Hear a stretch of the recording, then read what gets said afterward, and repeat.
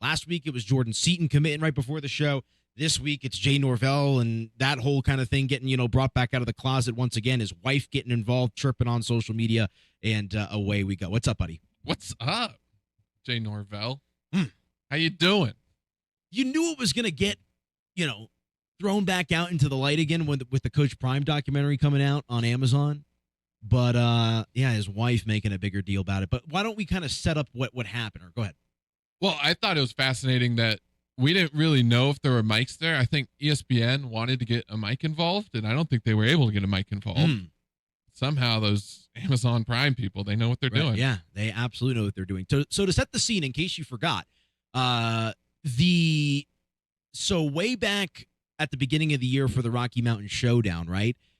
Jay Norvell was, I think, what was the context? He was sitting, doing, his coach's show up there in Fort Collins, I think? Yeah, typical weekly coach's show. Right. And he made a comment along the lines of, when I talk to people that I respect, talking about taking your hat off when you talk to people that you respect, something along those lines. Talk to my elders. Yeah, was it elders? Yeah, he was like, my mom taught me to, take my hat off when. I don't care if they hear it in Boulder. I told them I took my hat off and I took my glasses off, and I said, when I talk to grown-ups, I take my hat and my glasses off. That's what my mother taught me. So, long story short, Jay Norvell poking the bear. That is Coach Prime, right? It's personal. Ain't nobody whooping us at the crib, right? We saw all this energy from Nebraska and Matt Rule, and then Jay Norvell fanned the flames as well with his take about the cap and the respect, and my mama told me this, my mama taught me that, and obviously a very competitive game. It looked like CSU actually might end up winning that game for a minute there with how good they were playing in the second half. Coach Prime and the Buffaloes overcome it in overtime, and then the two of them meet at the middle of the field to exchange some words. So you would think that there would have been an apology, right? Even if he said, I'm sorry, I didn't mean to talk about your mama, that is fair. But I think the direct words, and we're going to be able to pull it up here if these darn computers can get working, but I think the exact words was, I wasn't talking about your family. It wasn't an apology. It was, I wasn't talking about your family. I don't think that really matters, Jay. It matters how he interpreted it, and he interpreted it as a shot against his mama. Well, and it's one of those situations where you just know not to poke Dion, right? There's certain people that you just don't give any fuel to the fire, and not unfortunately, but it's just stay away from it, right? All it could do is bring bad things. All it could do is add motivation. It's bulletin board material, right? That's what we call it when it's all said and done. So I believe we've got the audio pulled up here. It's from the Coach Prime documentary on Amazon Prime. Congratulations. I was never talking about your family. You was talking about my mom. Yes, you were.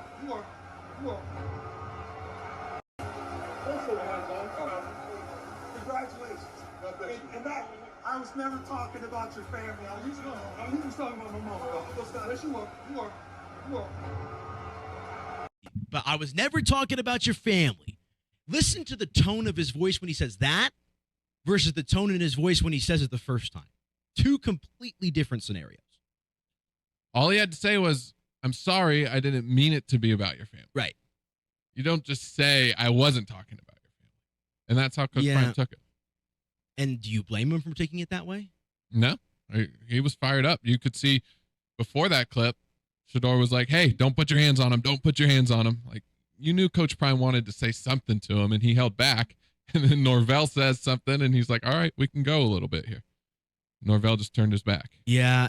And what's crazy about that is I remember, after that it all happened, Coach Prime with Dion Jr. and whatnot, they put out the video of his reaction. And Prime, it was different with Nebraska, right? Nebraska is very much a traditional rival. There's really bad blood there. There is bad blood between CU and CSU, but it's a little bit different. So I think Coach Prime understood the magnitude of the Nebraska game and kind of having to dig into that a little bit.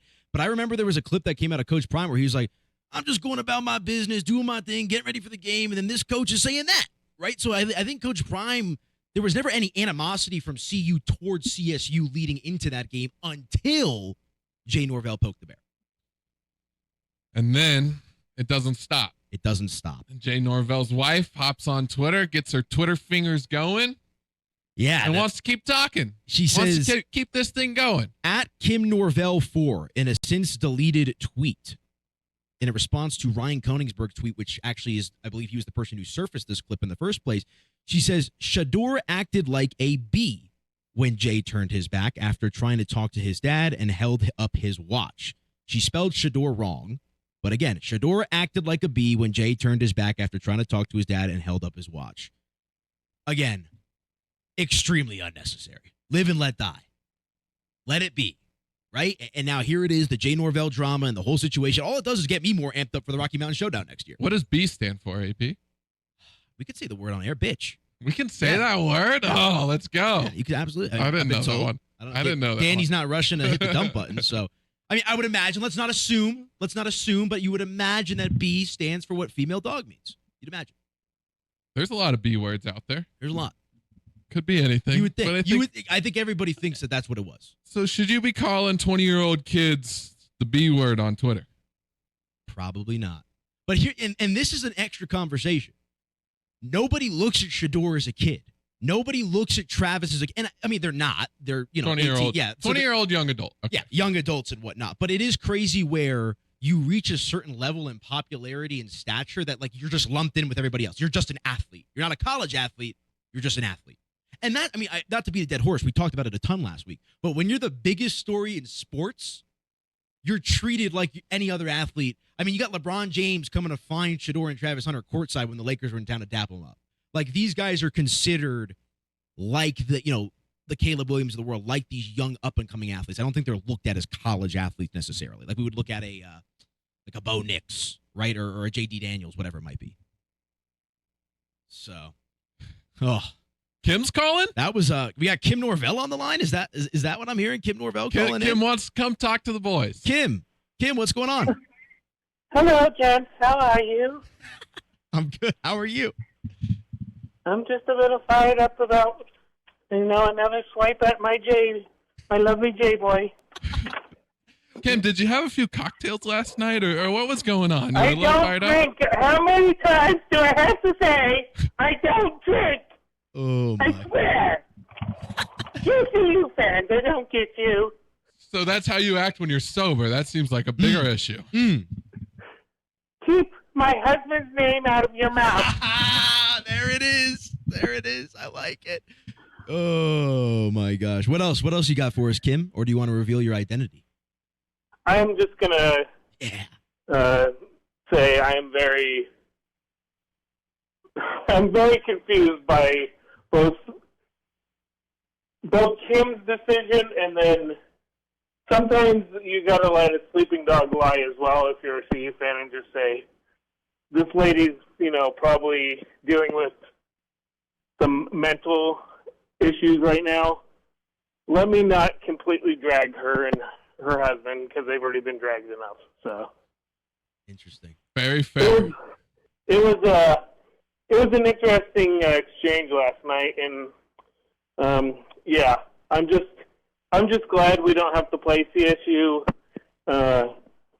until next year, but it's going to be a long year because we're going to deal with a lot of this. So at least the rivalry is fully back, so that's a positive. That's what I'm saying. I'm excited to get up to Fort Collins next year. I wish the basketball game was still forthcoming because you can kind of add some juice to that game once again. But it is what it is. But I would look at that. I would describe it, and this is Angry Andy if no one can interpret on the phone. Yes, hello, everybody. I would describe that as just unnecessary, completely unnecessary. And as we were talking about leading into your call earlier here, Andy, is all it does is bring negative attention to CSU.